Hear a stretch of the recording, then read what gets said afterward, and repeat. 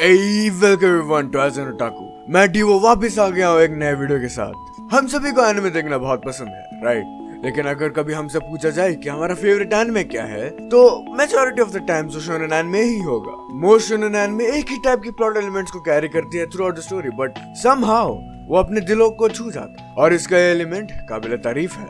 और इसलिए आज एज़ एन ओटाकू की पूरी टीम आपके सामने पेश करने जा रही है top 10 shonen anime of all time. Number 10, Detective Conan.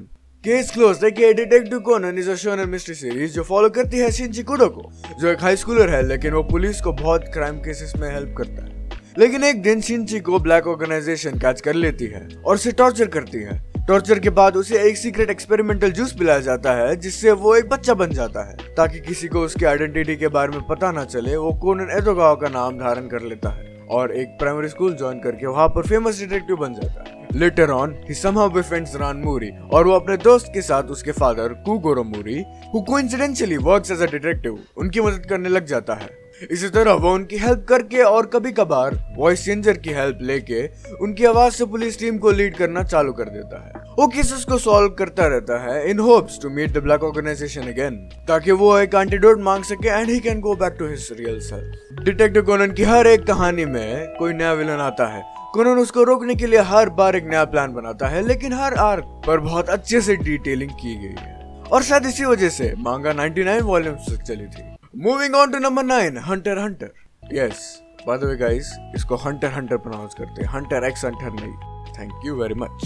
Now Hunter Hunter की कहानी फॉलो करती है गॉन को, जिसके मॉम या डैड नहीं है और अपनी आंट के साथ रहता है। गॉन एक हंटर बनना चाहता है ताकि वो अलग अलग एडवेंचर्स पे जा सके और अपने डैड को ढूंढ सके जो कभी वापस नहीं आए। With the help of kite उसको एटलीस्ट इतना पता होता है कि उसका डैड कहीं जिंदा है, बट कहाँ है किसको नहीं पता। इसलिए वो हंटर एग्जाम देता है और कुछ और दोस्त बनाता है जिनके अलग अलग सपने होते हैं, अलग अलग बैकग्राउंड्स होते हैं और अलग अलग बैक स्टोरीज होते हैं, and so on.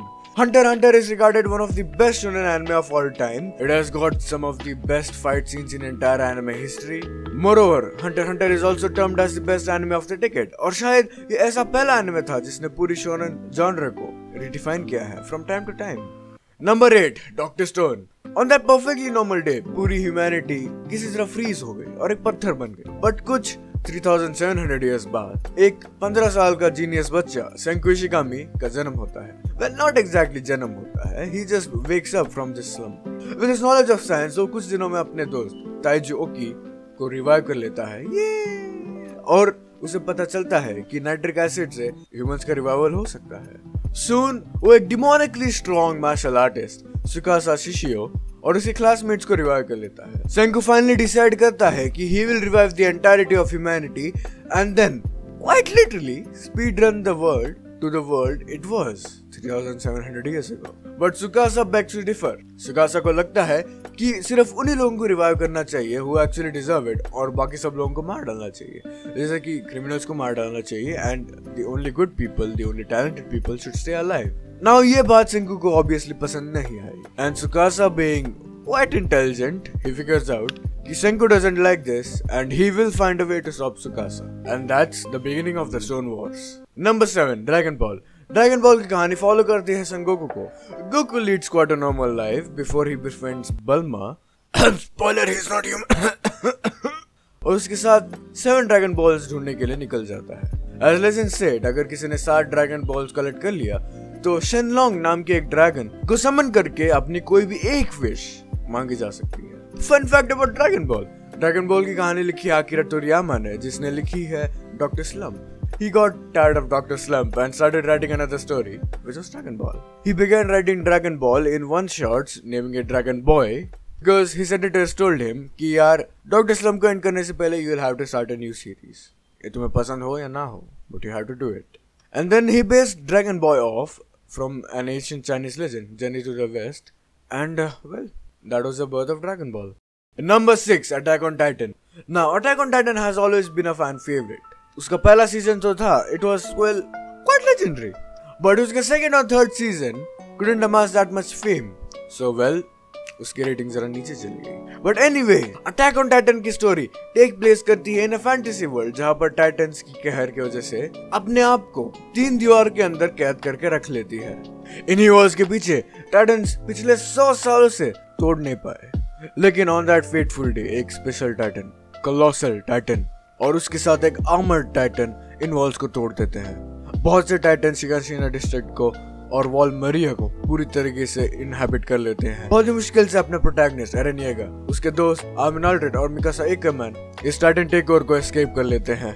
Eran then has an Epiphany और उसे पता चलता है कि उसके घर के बेसमेंट में ऐसा कुछ है जिससे टाइटन्स का सच पता लग जाएगा। Eren then promises himself that he will kill every single titan on Eldia and then find out the truth about them. Number 5, Bleach. Bleach की कहानी फॉलो करती है इचिको कुरोसाकी को, जो एक्चुअली एक शिनिगामी होता है। एक्चुअली एक शिनिगामी बन जाता है after रुकिया appears in a bedroom out of nowhere, and then in an attempt to fight an hollow, Rukia severely wounds herself and then tries to transfer half her powers to Ichigo Kurosaki. But the thing is, Ichigo accidentally absorbs almost all of her powers, which leaves her stranded in the human world. After becoming a Shinigami, he gets a shit ton of responsibility, which he then goes on to satisfy and become stronger after defeating each and every hollow he meets. Number 4, One Piece. One Piece की कहानी follow करती है हमारे powerful yet funny character Luffy को and his team, the Straw Hat Pirates. In the One Piece world, Goldie Roger, a legendary pirate who is the first person to explore all of the Grand Line, the most terrific sea in the entire existence. Before he gets executed, वो public execution में ये बोल देता है कि he has left everything he has ever achieved on an island somewhere in Grand Line, and it is called One Piece. ये kick in कर देता है a new era of pirates, जहाँ पर everyone is racing to find the One Piece, and that's exactly where our protagonist Luffy comes in. Luffy का dream है to conquer all of the Grand Line just like Roger did and get One Piece. One Piece is personally the most favorite anime of mine. उसका lore बहुत ही well set है, उसके characters भी बहुत ही well designed है, aside from the villain characters, they look horrendous, but and each arc manages to touch your heart. इसमें हर एक character की बैक स्टोरी कहीं ना कहीं तुम्हें हिट कर जाती है। मोरोवर इसके 950 से ज्यादा एपिसोड्स हो रखे हैं एंड ऑल्सो 1000 से ज्यादा मांगा चैप्टर्स भी हो रखे हैं, and each arc will promise you an adventurous story. Number 3, Naruto. Naruto की स्टोरी टेक प्लेस करती है एक ऐसे वर्ल्ड में जहां पर ninjas are used in armies. इसी वर्ल्ड में नारुतो नाम का एक बच्चा पैदा होता है विद नो पेरेंट्स, क्योंकि उसके पेरेंट्स नाइन टेल डीमन के साथ के बैटल में गुजर जाते हैं, and this is later revealed कि वही नाइन टेल डीमन नारुतो के पेट में है। ही इज नॉट प्रेग्नेंट, वो जस्ट उसके बॉडी में कैद है। Don't, I can see you typing bad shit in the comments. नहीं. And this very reason causes the people of the Hidden Leaf to hate Naruto.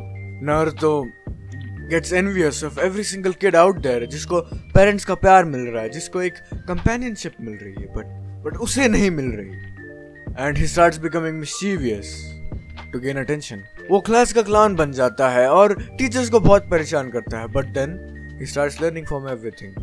He soon finds his own purpose and goes on to become the strongest Hokage of the Hidden Leaf. Number 2, Black Clover. Black Clover के world में हर एक बंदा एक special power use कर सकता है by manipulating mana, but हमारा protagonist एस्टा unfortunately माना कंट्रोल नहीं कर सकता due to certain reasons. But उसका फ्रेंड जो उसी की तरह एक ऑर्फन है is a terrific magician. कोई देख देख के वो एस्पायर कर जाता है to become a wizard king, the kingdom's best mana user. लेकिन क्योंकि आस्था के पास कोई पावर्स नहीं होते, वो फिजिकल ट्रेनिंग शुरू कर देता है to compensate lack of magic.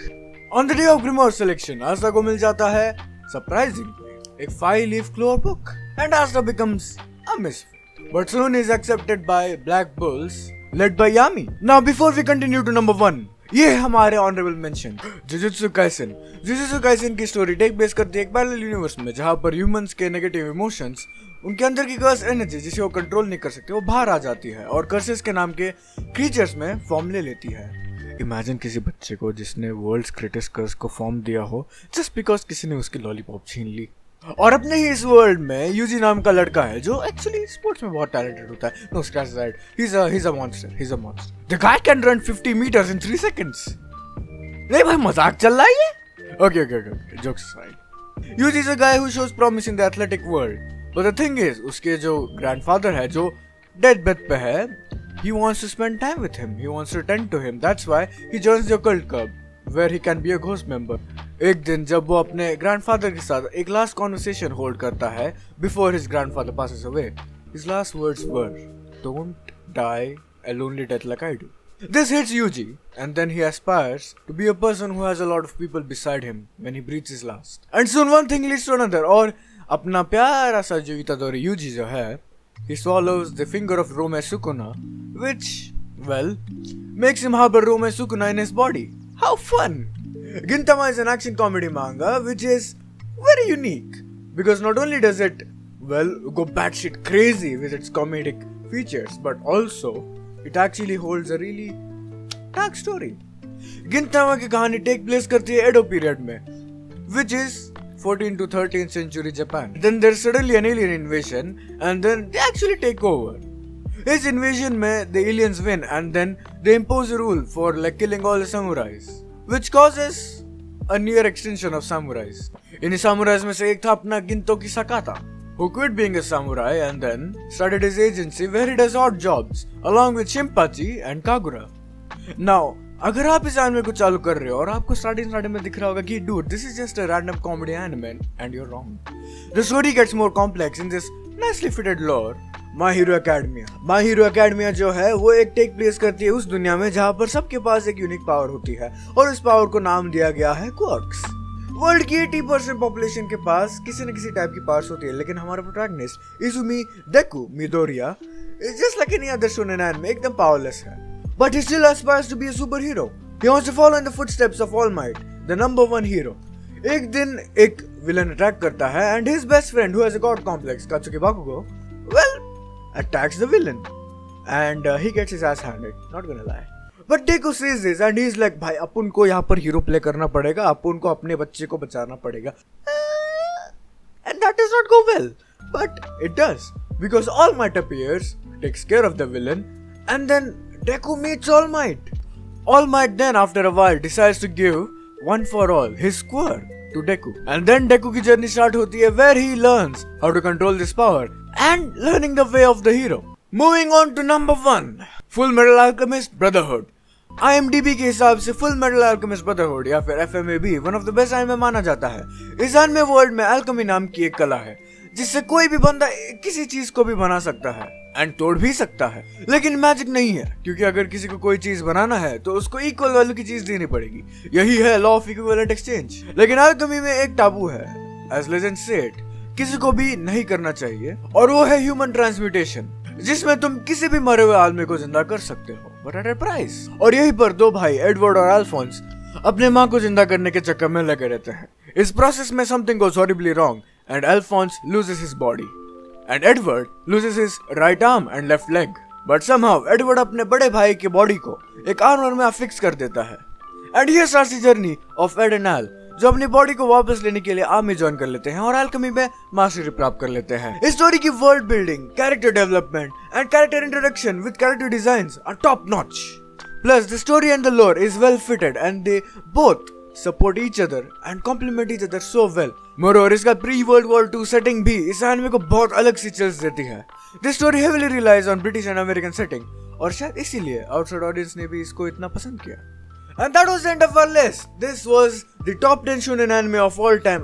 As an otaku, the animes on this list, even if they are not so popular, they still hold a really sweet spot in the people's hearts. Heck, majority of these animes actually made up the childhood of many people. So yeah, I hope you guys like this list. अगर आपको list पसंद आई तो like मार देना, share भी कर देना, and please subscribe. Also comment down your favorite shonen anime. And why did you join a Discord server? आओ हमारे साथ बात करो. So yeah, अगली वीडियो में मिलते हैं, और तब तक के लिए बाय बाय.